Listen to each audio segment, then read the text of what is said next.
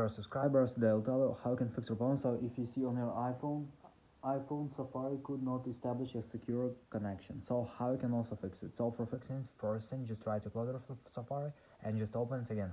And if it doesn't help, if you still have the error, so you can also just go to the settings, just open Wi-Fi. If you're using Wi-Fi, just try to turn it off and turn on again. And if you use cellular data, just open cellular data, just try to turn it off and turn on again. So after you can try to turn on airplane mode, wait for a second and just turn it off. So after you can try to restore your phone, so just go to the general, just scroll down, just tap on shutdown, slide to power off, wait for a second and just power the phone again, so just simply restore your phone.